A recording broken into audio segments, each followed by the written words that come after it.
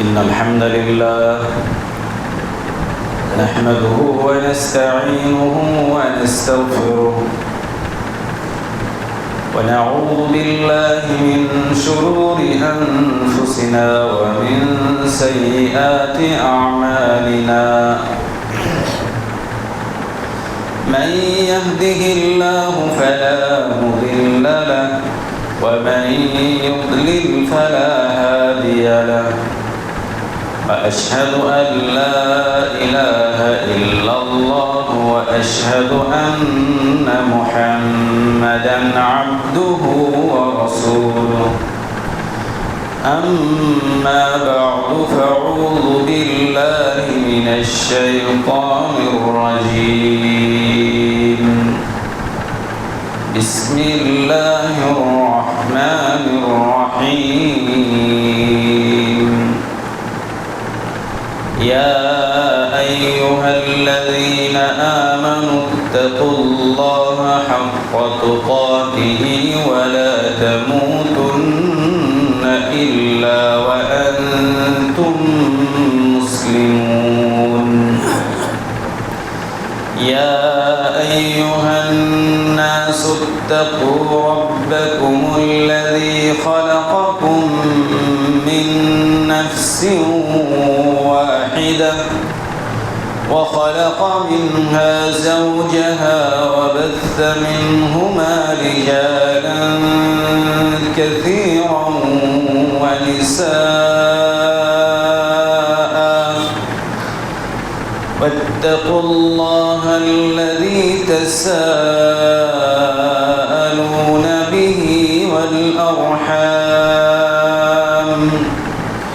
إن الله كان عليكم رقيبا يا أيها الذين آمنوا اتقوا الله وقولوا قولا سديدا يصلح لكم أعمالكم ويغفر لكم ذنوبكم ومن يطع الله ورسوله فقد فاز فوزا عظيما وقال الله تبارك وتعالى في موضع آخر والذين يكنزون الذهب والفضة ولا ينفقونها في سبيل الله فبشرهم بعذاب أليم يوم يحمى عليها في نار جهنم فتكوى بها جباههم وجنوبهم وظهورهم هذا ما كنزتم لأنفسكم فذوقوا ما كنتم تكنزون সমস্ত প্রশংসা সেই মহান রব্বুল আলামিনের জন্য। দরুদ সালাম বর্ষিত হোক মুহাম্মদুর রাসূলুল্লাহ সাল্লাল্লাহু আলাইহি ওয়াসাল্লামের উপর। আল্লাহুম্মা সাল্লি আলাইহি আল্লাহুম্মা বারিক আলাইহি আল্লাহুম্মা সাল্লি ওয়া সাল্লিম আলা নাবিয়িনা মুহাম্মদ। কোরআনে কারীম থেকে দুটি আয়াত তেলাওয়াত করেছি। আজকের সংক্ষিপ্ত আলোচনা হবে যাকাত এবং যাকাতুল ফিতর অর্থাৎ ফিতরা সম্পর্কিত বিষয় নিয়ে। যেহেতু সময় কম তাই বিষয় দুটি খুব সংক্ষেপে আলোচনা করার চেষ্টা করব। ওয়া তাওফীক ইল্লা বিল্লাহ আলাইহি তাওয়াক্কালতু ওয়া ইলাইহি উনীব।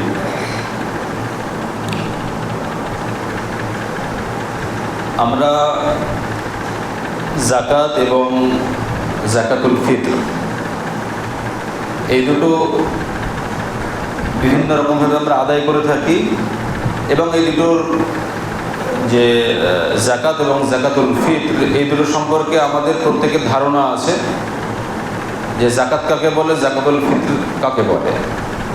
তবে আমরা অনেক সময় দুটো বিষয়কে গোলমাল করে বসি। এবং শরীয়তের যে দৃষ্টিকোণ, যেভাবে জাকাত আদায় করতে হয়, তারপরে জাকাতুল ফিতর যেভাবে আদায় করতে হয়, সেটাকে আমরা অনেক সময় লঙ্ঘন করে বসি, ঠিকঠাক এটা আদায় করি না। আর ইবাদত আপনাকে সেভাবে করতে হবে যেভাবে মুহাম্মদ রাসূলুল্লাহ সাল্লাল্লাহু আলাইহি ওয়াসাল্লাম করার নির্দেশ দিয়েছেন। আমরা ইসলামের যে 5টি মূল বিষয়, স্তম্ভ, আমরা কি সেটা জানি প্রত্যেকে। প্রথমত তাওহীদ, একত্ববাদ, লা ইলাহা ইল্লাল্লাহ, আল্লাহ ছাড়া কোনো মাবুদ নেই, এটাকে স্বীকার করে নেওয়া। আর দ্বিতীয় হচ্ছে সালাত, তৃতীয় হচ্ছে যাকাত, চতুর্থ হচ্ছে রমজান মাসের রোজা, আর পঞ্চম হচ্ছে বাইতুল্লাহ হজ করা। তাহলে ইসলামের গুরুত্বপূর্ণ যে ইবাদত, ফরজ ইবাদত, যেটা আল্লাহ তাআলা আমাদের জন্য নির্ধারণ করেছেন, যেটা ফরজ করেছেন, তো তার মধ্যে 3 নম্বর হচ্ছে যাকাত। বর্তমান সময়ে অধিকাংশ মানুষ যাকাত আদায় করে না, আবার অনেকেই করে, তো সেটা অনেক ভুল ভ্রান্তির মধ্য দিয়ে করে। যেমন যাকাত আদায় করব, তো যাকাত আদায় করতে গেলে আমি যে যাকাত দিচ্ছি তো সেটা তো প্রমাণ করতে হবে। সেই জন্য অনেকেই শাড়ি, লুঙ্গি, গামছা এসবগুলো কিনে ওপেন বিতরণ করার ভিডিও করে, এতে যাকাত আদায় হবে না, মানুষকে দেখানোর জন্য। তাহলে যাকাতটা বেকার চলে গেল। যাকাত আদায় করতে হবে পয়সা দিয়ে। যাকাত আদায় করতে হবে আপনার বাৎসরিক 1 বছরে হিসাব করে আপনার কত টাকার আপনার মাল আছে তার উপর 2.5% বের করা। এবারে বিস্তারিত বলছি না। আপনার গচ্ছিত টাকা, যদি আপনার সোনা 7.5 ভরি থাকে, তারপরে আপনার ব্যবসার মাল ইত্যাদি ইত্যাদি, এগুলো হিসাব করে বাৎসরিক আপনাকে 2.5% দিতে হবে যখন 1 বছর পূর্ণ হবে। তো আমরা এই যাকাতটা আদায় করার পরে কি করি? অনেক ক্ষেত্রে দেখা যায় যে ওই রাস্তায় বসি 10 টাকা 5 টাকা করে দিতে থাকি, দিতে দিতে আপনি হয়তো 1 লাখ টাকা যাকাত তুলেছেন, 5 টাকা 5 টাকা করে সব শেষ, কারোই কোনো কাজে লাগবে না। কিন্তু যাকাত এই জন্য কিন্তু নয়। যাকাত মূলত কোনো অভাবগ্রস্ত গরিব মানুষের তাদের অভাব দূর করা, সে কি সমস্যার মধ্যে আছে সেই সমস্যা দূর করা, এই জন্য কিন্তু যাকাত। একজন মানুষ সে এমন অভাবগ্রস্ত যে সে কাউকে বলতে পারে না যে আমার এরকম অভাব, আমার টাকার প্রয়োজন, তো সেই বেচারা টাকাই পায় না, তাকে কেউ কিছু দেয়ই না। কিন্তু যাদের 12 মাস পেশা, 12 মাসই ভিক্ষা করে, কিছু কিছু মানুষ আছে 12 মাস কন্টিনিউ ভিক্ষা করে, তো তারা অন্যান্য সময় যেমন আসে ঠিক যাকাতের সময় এসে আপনি 10 টাকা 5 টাকা করে দিচ্ছেন, দিয়ে যাকাতটা শেষ করে দিচ্ছেন। আর আপনার এলাকাতে যিনি যাকাত পাওয়ার হকদার, যিনি যাকাত পাবেন, আপনার আত্মীয় স্বজনের মধ্যে হতে পারে, আপনার বন্ধুদের মধ্যে হতে পারে, আপনার পরিচিতের মধ্যে হতে পারে, তো তারা পুরোপুরিভাবে বঞ্চিত হয়ে যাচ্ছে। তাহলে যাকাতের যে মূল উদ্দেশ্য, সেই উদ্দেশ্যটা পুরোপুরি ব্যর্থ। তাহলে যাকাত আমাদেরকে সেইভাবে আদায় করতে হবে যেভাবে আদায় করলে অভাবগ্রস্ত ব্যক্তিরা, অনাথ ব্যক্তিরা লাভবান হতে পারবে। হয়তো আপনাদের এলাকাতে অনেক পরেশগার মানুষ আছেন, যে ব্যক্তি আসলে অভাবী মানুষ, কিন্তু তার অভাবের কথা আপনি যাকাত দেন, আপনাকে এসে বলছে না যে ভাই আমি খুব অভাবগ্রস্ত, আমার ছেলেটা ব্যাঙ্গালোরে ভর্তি আছে, তো আমি তো আর ওই ভিক্ষা করে বেড়াতে পারি না। ওই কথাটা বলবে, ওটা বলারও ক্ষমতা নেই। তো আপনি যেহেতু যাকাত আদায় করছেন, তো আপনার দায়িত্ব হচ্ছে ওই ধরনের কোনো অভাবগ্রস্ত ব্যক্তি যে আপনার কাছে আসে না, আপনাকে বলবে এই সাহসও রাখে না, তো তাদের কাছে কমসে কম খোঁজ নেওয়া, নর্মালভাবেই খোঁজ নেওয়া যে ভাই কী খবর, কেমনভাবে সংসার চলছে, তুমি কত টাকা ইনকাম করো।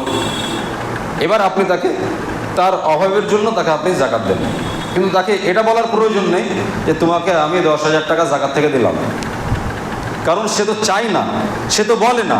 তাকে যদি আপনি আবার বলেন যে তোমাকে 10,000 টাকা জাকাত থেকে দিলাম, তাহলে সে ব্যথিত হতে পারে। তাকে এমনি নর্মালভাবে দেন। তাহলে জাকাত আপনি ভালোভাবে অন্বেষণ করেন, খুঁজেন যে আমি কাকে দিলে তার অভাবের কথাটা সে বলতে পারে না, তার অভাবকে আমি দূর করতে পারবো। আর আপনি 12 মাস এমনি দান করেন, সেটা করেন, 10 টাকা 5 টাকা করে করছেন, সেটা করেন। আর জাকাতের মূল উদ্দেশ্যই হচ্ছে যে সমাজে যেন কোনো অভাবগ্রস্ত ব্যক্তি না থাকে। যেমন কিছুদিন আগে একজন ব্যক্তি আমার কাছে এসেছিলেন, 2-3 দিন আগে। ওনারা আগে সহি আকীদায় ছিলেন না, বেদাতি ছিলেন। তা একজন ছেলেও চাকরি পায়নি, গরিব মানুষ, একদমই গরিব। ও আগে ওই প্রায় অমুসলিমই হয়ে গিয়েছিল। আলহামদুলিল্লাহ দাড়ি টাড়ি রেখে এখন পরেজগার। তো ওই ভাইগুলো বলছে যে আমরা আমাদের মধ্য থেকে জাকাত কালেক্ট করে ওই ছেলেটাকে একটা ছোট বিজনেস করে দিচ্ছি, যাতে ওর অভাবটা দূর হয়, ওর অভাব যেন না থাকে। তো এইসব বিষয়গুলো আমাদেরকে ভাবতে হবে। আমাদের সমাজে দেখা যাচ্ছে কোনো একজন পরেজগার ছেলে কোনো কিছু করতে গিয়ে কোনো সমস্যায় পড়ে গিয়ে ও অভাবগ্রস্ত হয়ে গেছে, দেনাদার হয়ে গেছে। আপনি জানছেন যে ছেলেটা পরেজগার, ছেলেটা 5 ওয়াক্ত নামাজ পড়ে, কোনো নেশা করে না, অন্যায় কোনো কাজ করে না, হারাম কাজের সঙ্গে কোনো রকমভাবে লিপ্ত নেই, যুক্ত নেই। তো ওই ব্যক্তিকে আপনি তার অভাব দূর করার জন্য, তার ঋণ দূর করার জন্য আপনার হক হচ্ছে আপনার জাকাত থেকে তাকে কিছু দেন, দিয়ে তার অভাবকে দূর করেন। কিন্তু আপনার এটা বলার প্রয়োজন নেই যে ভাই তোমাকে আমি জাকাত থেকে দিলাম, তোমার অভাবকে দূর করো। আশা করি বিষয়গুলো বুঝতে পারছেন। মুহাম্মদ রাসূলুল্লাহ সাল্লাল্লাহু আলাইহি ওয়াসাল্লাম বলছেন, মান আতাহুল্লাহু মালান ফালাম ইউআদ্দি যাকাতাহু মুসতিলা লাহু মালুহু ইয়াওমাল কিয়ামাতি শুজাআন আকরা। আল্লাহ তাআলা যাকে অনুগ্রহ করে মাল দান করেছেন, দুনিয়াতে সম্পদ দান করেছেন, ফালাম ইউআদ্দি যাকাতাহু, সেই ব্যক্তি যাকাত আদায় করে না, সেই ব্যক্তি যাকাত দেয় না। আল্লাহ রাসূল বলছেন কিয়ামতের দিনে আল্লাহ তাআলা তার সম্পদকে, তার মালকে টেকো মাথা বিশিষ্ট বিষধর সাপে রূপান্তরিত করবেন।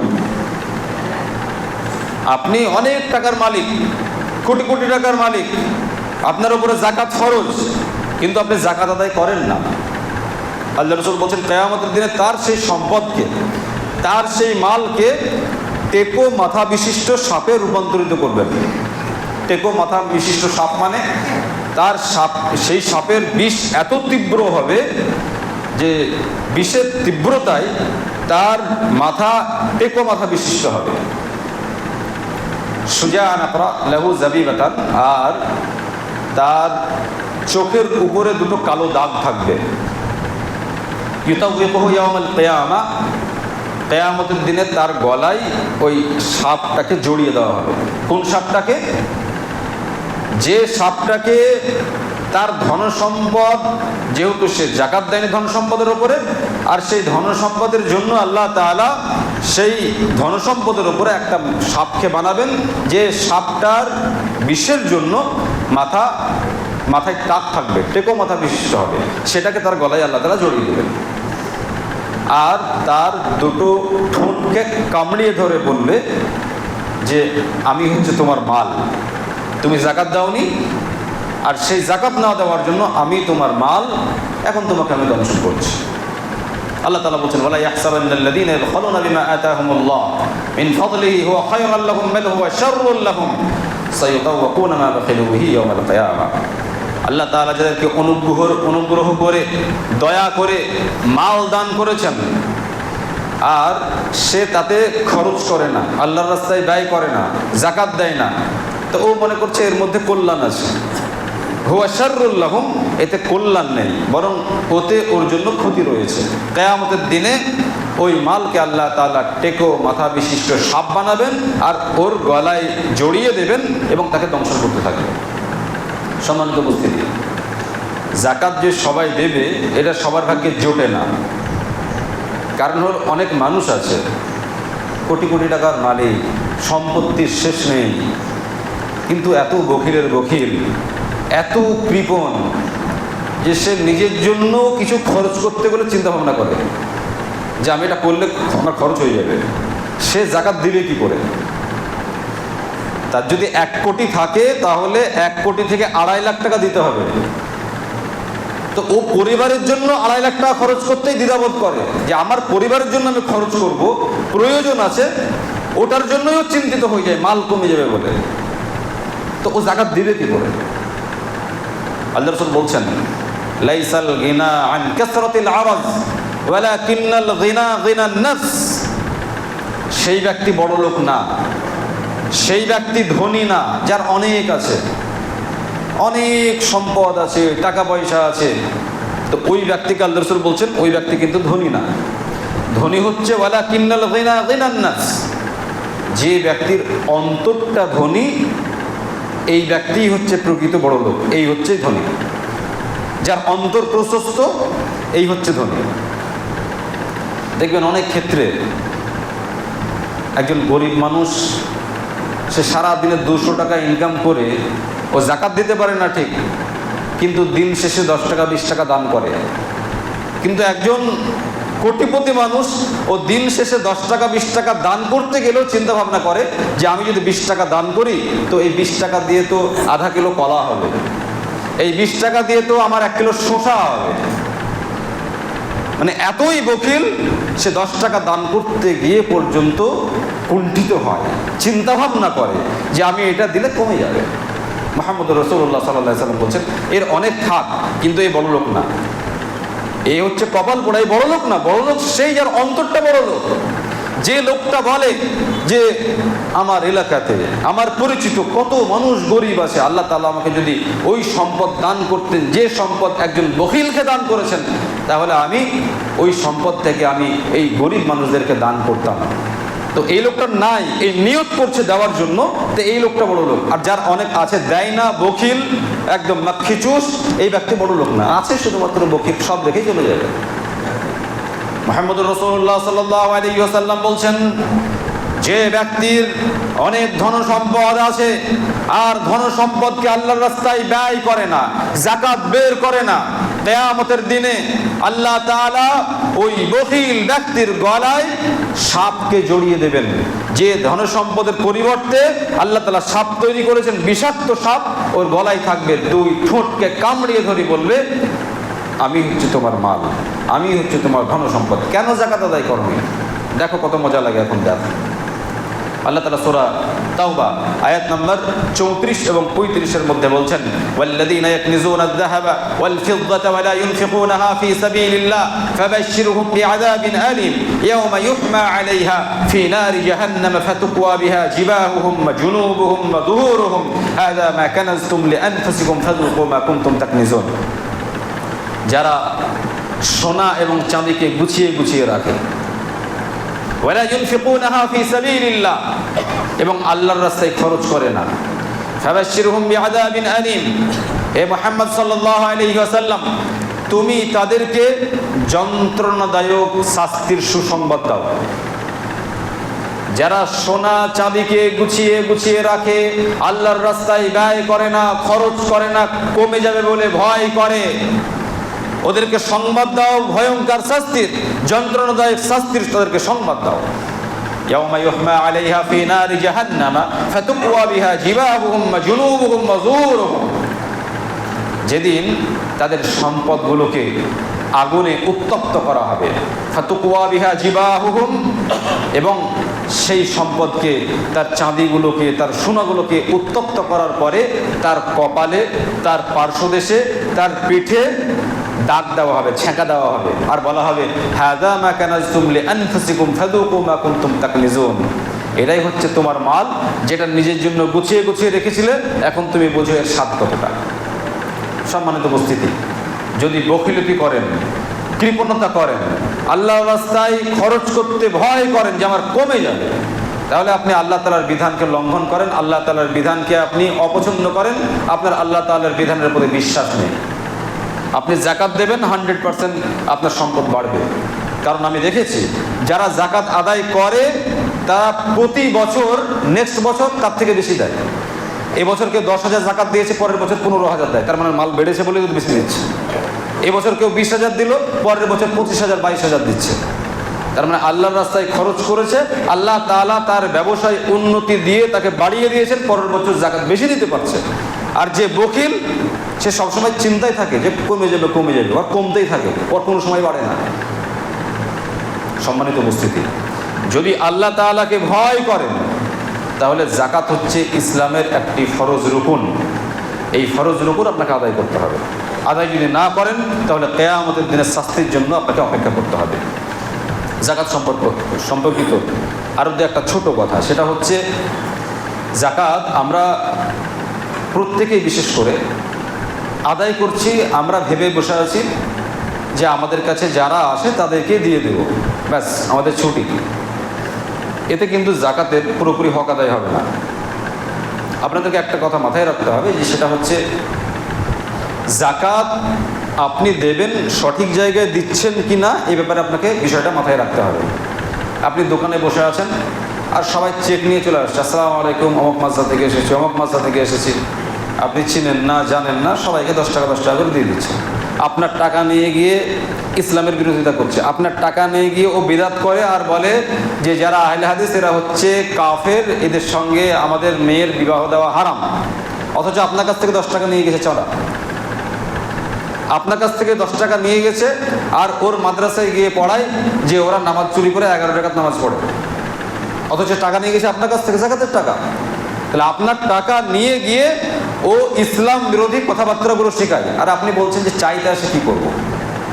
চাইতে আসলে আপনি ফকির হিসাবে, গরিব হিসাবে আপনি ব্যক্তিগত যত ইচ্ছা দেন, সে মুসলিম হোক অমুসলিম হোক, সবাইকে আপনি আপনার ব্যক্তিগত দান দেন যে আমি তোমাকে দিলাম, তুমি গরিব মানুষ নাও, কিন্তু জাকাত থেকে নয়।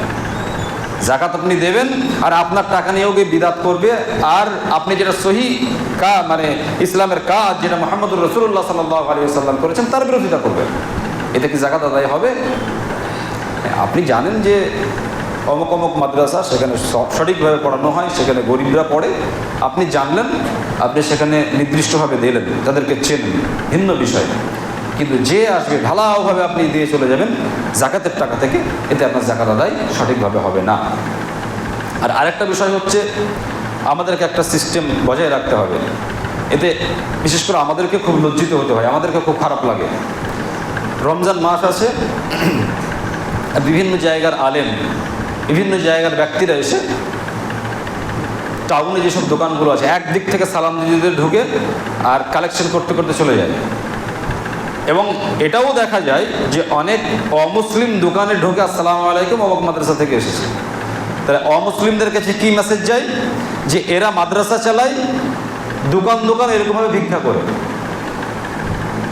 এতে একটা বাজে মেসেজ অমুসলিমদের কাছে যায়। সেই জন্য যারা জাকাত আদায় করেন তাদের কাছে অনুরোধ হবে যে আপনাকে আমি চিনি, আপনার মাদ্রাসা জানি, ঠিক আছে, আপনার মাদ্রাসাতে আমি আগামী বছর থেকে জাকাত পাঠিয়ে দেব, অ্যাকাউন্টের মাধ্যমে আপনার ফোনপেতে আমি টাকা পাঠিয়ে দেবো, আপনাকে আসতে হবে না। কারণ যে রেশম রেওয়াজ চালু হয়েছে, যে পদ্ধতি চালু হয়েছে দোকান, এই পদ্ধতি আমরা বন্ধ করতে চাইছি। আমার মনে হয় এতে ইসলামের সম্মান থাকবে, আমাদের সম্মান থাকবে।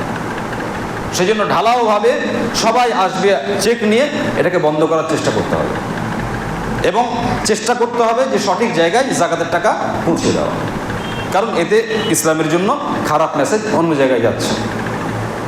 আরেকটা বিষয় হচ্ছে আমাদের ওপর সবার জাকাত ফরজ নয়, কিন্তু যেসব ব্যক্তিরা জানেন যে আমি জাকাত দিতে পারবো না, কিন্তু আমার প্রতিবেশী একজন এত অভাবী যে সেই ব্যক্তির জন্য আমি কিছু করতে না পারলেও, যে ব্যক্তি জাকাত আদায় করে তার কাছে গিয়ে বলি যে ভাই অমুক ব্যক্তি এই অসুবিধার মধ্যে পড়েছে, ও এসে আপনাকে বলতে পারে না, আপনি ওর কাছে একটু টাকা পৌঁছে দেন। এটা কমসে কম আপনি যদি জানেন তো এটা আপনার দায়িত্ব হবে যে সেই গরিব মানুষের জন্য কোনো জাকাত আদায় করা ব্যক্তি, যিনি জাকাত আদায় করেন, তার কাছে এসে বলা। তাহলে এতে কী হবে? যিনি জাকাত আদায় করলেন তিনি তো জাকাত আদায়ের নেকি পেলেন, আপনি এই হেল্প করার জন্য আপনিও নেকি পেয়ে গেলেন। তো তো আপনাদের এলাকাতে অনেক ব্যক্তি হয়তো এরকম গরিব মানুষ আছে, তো আপনারাও দায়িত্ব নিয়ে সেই গরিব পরেশগার মানুষের জন্য কোনো জাকাত আদায়কারী ব্যক্তির কাছে গিয়ে বলবেন যে অমুক মানুষ এই সমস্যার মধ্যে আছে, তাকে জাকাত দেবেন। আমার কাছ থেকে খোঁজ নিতে পারেন, আপনাকে ঠিকানা দিয়ে দেবো যে কোন কোন ব্যক্তি এরকম সমস্যার মধ্যে আছে, কিন্তু আপনার কাছে আসতে পারবে না। আমরা প্রত্যেকে ইনশাআল্লাহ জাকাত ঠিক এইরকমভাবে আদায় করার চেষ্টা করব, আর ঢালাও হবে যেভাবে আমরা জাকাতের টাকা নিয়ে শাড়ি দেওয়া, লুঙ্গি দেওয়া, আর রাস্তায় চেয়ার নিয়ে বসে 10 টাকা 5 টাকা করে বিলি বন্টন করা যেটা করি, এই প্রথা আমাদেরকে বন্ধ করতে হবে এবং জাকাত সঠিকভাবে আদায় করতে হবে। আল্লাহ তাআলা আমাদের সবাইকে তৌফিক দান করেন, আমিন। আলহামদুলিল্লাহ রাব্বিল আলামিন ওয়াস সালাতু ওয়াস সালামু আলা রাসূলিহি মুহাম্মদ ওয়া আলা আলিহি ওয়া আসহাবিহি আজমাইন। জাকাত নিয়ে কথা বললাম, এবার জাকাতুল ফিত্র নিয়ে সংক্ষিপ্ত দু একটা কথা বলি। আমরা যেটা ফিতরা বলছি, ফিতরা মানে রোজা কমপ্লিট করা, রোজা সম্পূর্ণ করার জন্য যেটা আমাদেরকে আদায় করতে হয়, যে খাদ্যটা দেব, এই খাদ্যটাই হচ্ছে যে পুরো 30টা দিন আমরা রোজা রাখলাম, এই রোজা কমপ্লিট করার পরে, সম্পূর্ণ হওয়ার পরে যেটা আমরা দেব খাদ্যদ্রব্য হিসাবে, এটা হচ্ছে ওর কাফারা, যে 30 দিন আমরা রোজা রাখলাম। কারণ আমরা 30 দিনে রোজা রাখতে গিয়ে মুখ দিয়ে অনেক এমন কথা বলেছি যে কথা বলার জন্য রোজাটা হালকা হয়ে গেছে, রোজা ভেঙে যায়নি, হয়তো কাউকে গালিগুলোজ ভুলে করে ফেলেছি, খারাপ কিছু কথা বলে ফেলেছি, আমাকে রাত্রি জেগে জেগে ইবাদত বন্দি করতে হয়, সারা রাত্রি বসে বসে আমার স্ত্রীর সঙ্গে গল্প গুজব করেছি। তাহলে আমি রমজান মাসে ইবাদত বন্দিগি ছাড়াও এমন কিছু কাজ করেছি যে কাজের জন্য কাফারা স্বরূপ কী করতে হয়, ফিতরা দিতে হয়। এই ফিতরার মাধ্যমে আপনার তুহরাতাল লিসাইম, আপনার রোজাটাকে পবিত্র করবে। সেই জন্য আমরা জাকাতুল ফিতর আদায় করব রোজা কমপ্লিট করার পরে। কারণ আপনি যদি 20টা রোজাতে জাকাত দিয়ে দেন, তাহলে জাকাত আপনার আদায় হয়ে গেল 20টা রোজাতে, কিন্তু বাকি যখন 10টা রোজা থেকে যাচ্ছে, তো ওই 10টা রোজাতেও ফালতু কথা বলবেন, এটাই তো স্বাভাবিক। তো ওর কাফারা কখন হবে? সেই জন্য সাহাবায়ে কেরামরা চাঁদ ওঠার পরে ফিতরা দিতেন। তবে ওমর রাদিয়াল্লাহু আনহু এবং কিছু সাহাবায়ে কেরামরা জাকাতুল ফিতর বন্টন করার জন্য, ফিতরা বন্টন করার জন্য ঈদের 2-1 দিন আগে ফিতরা কালেক্ট করতেন। তাহলে আমাদেরকে মোটামুটি ঈদের 2-1 দিন আগে, 2-3 দিন আগে ফিতরা আদায় করা যেতে পারে। তবে উত্তম হচ্ছে রোজা কমপ্লিট করার পরে দেওয়া। কারণ আমরা যেহেতু ফালতু কথা বলি, ফালতু বকি, তো এটাই স্বাভাবিক যে আমরা ফালতু কথা বলে ফেলবো, বকবো, অন্যায় কথা বলে ফেলবো, তো তার কাফারা স্বরূপ আমরা ফিতরা দেব। তো ফিতরাটা যেন আমার ওই রোজাটাকে পুরোপুরিভাবে শুদ্ধ করে দেয়। দ্বিতীয় কথা হলো, ফিতরা আদায় করব কি দিয়ে? আমাদের সমাজে অনেক মানুষ আছি, আমরা বলি যে আমি চাল টাকা দিয়ে কিনে খাই, সেই জন্য আমি টাকাটাই দেব। তো এটা মুহাম্মদুর রাসূলুল্লাহ সাল্লাল্লাহু আলাইহি ওয়াসাল্লামের পদ্ধতি নয়। মুহাম্মদুর রাসূলুল্লাহ সাল্লাল্লাহু আলাইহি ওয়াসাল্লামের আদেশ হচ্ছে যে তোমরা তোমাদের খাদ্যদ্রব্য দ্বারা ফিতরা দাও। তো যখন আমি খাদ্যদ্রব্য দ্বারা ফিতরা দেব না, তখন আল্লাহ রাসূল সাল্লাল্লাহু আলাইহি ওয়াসাল্লামের নির্দেশকে লঙ্ঘন করব। কারণ আমার এখানে ব্যক্তিগত কোনো মত খাটবে না যে আমি জাকাত টাকা দিয়ে দিলে ভালো হবে, গরিবরা উপকৃত হবে। এটা আপনার ব্যক্তিগত এই মত দিয়ে আপনি জাকাতুল ফিতর আদায় করতে পারবেন না। কারণ মুহাম্মদুর রাসূলুল্লাহ সাল্লাল্লাহু আলাইহি ওয়াসাল্লাম ফিতরা আদায় করেছেন খাদ্যদ্রব্য দিয়ে, আর আপনাকে খাদ্যদ্রব্য দিয়ে করতে হবে। দ্বিতীয় কথা হলো, মানে দ্বিতীয় যে দেওয়া যাবে না টাকা দিয়ে, এর কারণ হচ্ছে যে সাহাবায়ে কেরামরা কোনো দিন তাদের আমল ছিল না যে তারা খাদ্যদ্রব্য ছাড়া টাকা দিয়ে ফিতরা আদায় করেছে। তাহলে এটা রসুলের বিরোধী, সাহাবায়ে কেরামদের বিরোধী। আর তৃতীয় নম্বর কথা, টাকা দিয়ে ফিতরা আদায় করা যাবে না এই জন্য যে ফিতরা হচ্ছে একটি ফরজ ইবাদত। ফিতরা হচ্ছে ফরজ ইবাদত। ফরজ ইবাদত আপনাকে সেইভাবে করতে হবে যেভাবে রাসূলুল্লাহ সাল্লাল্লাহু আলাইহি ওয়াসাল্লাম করেছেন। রাসূল সাল্লাল্লাহু আলাইহি ওয়াসাল্লাম যেভাবে করেছেন সেইভাবে আপনাকে করতে হবে। অতএব আমরা খাদ্যদ্রব্য দ্বারা মুহাদ্দিসিনে কেরামরা খাদ্যদ্রব্যটা বিভিন্ন রকমভাবে নির্ধারণ করেছেন। 2.5 কিলো, 2 কিলো 600, 2 কিলো 700। কারণ ওই যে সা আছে, ওই সায়ে যখন চাল ভরবে, সব চালের মাপ তো এক নয়, বিভিন্ন রকমের মাপ হয় চাল। কোনটা লম্বা লম্বা হয়, কোনটা গোল গোল হয়। তো এক একটা চালে এক এক রকমের মাপ হয়। সেই জন্য 1 সা পরিমাণ মাঝামাঝি 2.5 কিলো। তবে একটু যদি বেশি দেন, আপনি 2 কিলো 600, 650, 700 দেন, এটা উত্তম হবে। তো মাঝামাঝি 2 কিলো 500 গ্রাম, এবং বিভিন্ন মুহাদ্দিসিনে কেরাম বিভিন্ন রকমের মত প্রকাশ করেছেন। অতএব আমরা প্রত্যেকেই আমাদের ফিতরা খাদ্যদ্রব্য থেকে দেওয়ার চেষ্টা করব, কারণ এটা মুহাম্মদুর রাসূলুল্লাহ সাল্লাল্লাহু আলাইহি সাল্লামের আদেশ এবং তার নির্দেশ এবং তার আমল, সাহাবায়ে কেরামের আমল। আমরা ব্যক্তিগতভাবে কেউ টাকা দিয়ে ফিতরা আদায় করার চেষ্টা করব না। আর সর্বশেষ কথা, ফিতরা আমরা কাকে দেব? আমাদের এলাকাতে বিশেষ করে আলের উপরে যেসব গরিব দুস্থ মানুষ আছে, এটা হচ্ছে তাদের হক। আমরা অনেক সময় কি করি, এই ফিতরা টাকা দিয়ে তুলে এক জায়গায় জমা করি, আর পরবর্তীতে এটা চেকের মাধ্যমে বন্টন করে শেষ করে দিই, 20 টাকা, 30 টাকা, 50 টাকা করে। এর জন্য কিন্তু ফিতরা না। ফিতরা হচ্ছে তু'মাতাল লিল মাসাকিন, যারা মিসকিন, একদম অভাবগ্রস্ত, তাদের জন্য হচ্ছে এই ফিতরা। তাহলে এলাকাতে যতটা ফিতরা কালেক্ট হবে, সমস্ত ফিতরা চালগুলোকে এবার এলাকা ভিত্তিক আপনি দেখেন যে কারা কারা গরিব আছে, একদম মিসকিন অনাথ আছে, তাদের বাড়িতে গিয়ে আপনি 2 কুইন্টাল 3 কুইন্টাল করে পৌঁছিয়ে দেন। এবার সে বিক্রি করবে কি করবে সে দেখে নেয়। আপনি ফরজ জিনিস আদায় করে দিলেন, আর গরিব মানুষের কাছে আপনি পৌঁছিয়ে দেবেন। আপনি কোনো রকমভাবে এটা করবেন না যে এই চাল পরবর্তীতে কে ঝোলা নিয়ে আসবে তাকে দেব। আপন আপন এলাকাতে সব জায়গাতে ফিতরা আদায় হয়। সব জায়গায় গরিবগুলোকে যদি তারা তাদের চালগুলোকে দিয়ে দেয়, তাহলে আর গরিব থাকবে না, কে ফিতরার জন্য চাইতে আসবে না। এই এলাকার যারা গরিব দুস্থ মানুষ আছে, তাদেরকে যদি গোটা এলাকার ফিতরাগুলো তাদেরকে দিয়ে দেওয়া হয়, তাহলে এখানকার যারা গরিব ভিক্ষা করে বেড়ায়, অন্য জায়গায় চাল চাইতে যাবে? আর যারা চাল চাইতে এখানে আসে, তারাও তো আসবে না, তাদের এলাকার লোকগুলো যদি তাদেরকে চাল দিয়ে দেয়। সেই জন্য ইসলাম যেভাবে আমাদেরকে বিধিবিধানগুলো শিখিয়েছে, ঠিক সেরকমভাবে যদি আমরা পালন করি, তাহলে আমাদের সমাজ সুস্থভাবে চলবে এবং আমাদের সমাজ অভাবগ্রস্ত থেকে মুক্ত হবে। আল্লাহ তাআলা আমাদের সবাইকে সঠিকভাবে ইসলাম পালন করার তৌফিক দান করেন, আমিন। আমরা সঠিকভাবে যেন ফিতরা আদায় করতে পারি, সেই তৌফিক আল্লাহ তাআলা দান করেন, আমিন। আকুলু কাওলি হাযা আস্তাগফিরুল্লাহ লি ওয়া লাকুম ওয়া লিসাইরিল মুসলিমিন। আসসালামু আলাইকুম ওয়া রাহমাতুল্লাহি ওয়া বারাকাতুহু।